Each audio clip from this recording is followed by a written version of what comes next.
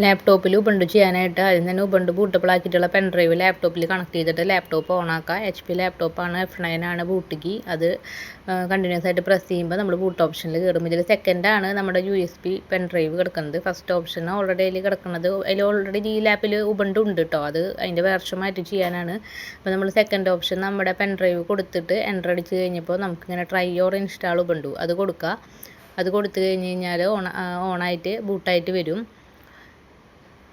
ബൂട്ടായിട്ട് വരുമ്പോൾ നമ്മളതിൽ try Ubuntu വേണമെങ്കിൽ നമുക്ക് ജസ്റ്റ് ട്രൈ ചെയ്യാൻ വേണമെങ്കിൽ കൊടുക്കാം. അത് നമുക്കിപ്പോൾ ഇൻസ്റ്റാളാണ് ചെയ്യേണ്ടത്. അപ്പോൾ ഇൻസ്റ്റാൾ ഉബുണ്ടു കൊടുത്തു.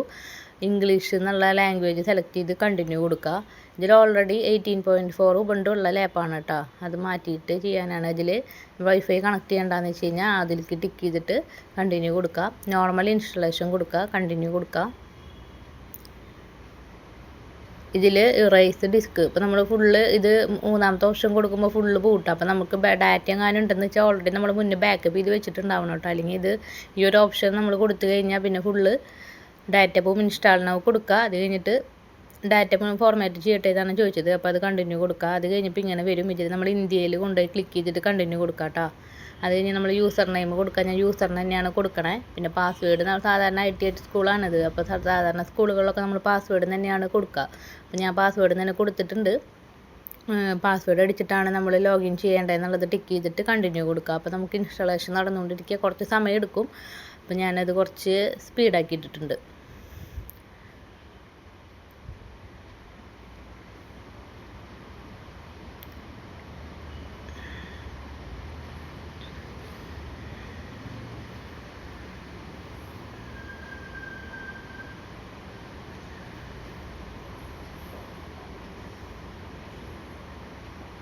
ഇതിൽ റീസ്റ്റാർട്ട് നൗ വരുന്നുണ്ട്. അപ്പോൾ റീസ്റ്റാർട്ട് കൊടുക്കുക. റീസ്റ്റാർട്ട് കൊടുത്തു കഴിയുമ്പോൾ അവർ അടിയിലൊരു കമാൻഡാണ് പറയണത്. നമ്മൾ കണക്ട് ചെയ്തേക്കുന്ന പെൻ ഡ്രൈവ് റിമൂവ് ചെയ്തിട്ട് നെക്സ്റ്റ് എൻ്റർ അടിക്കാനാണ് പറയണത് അവർ.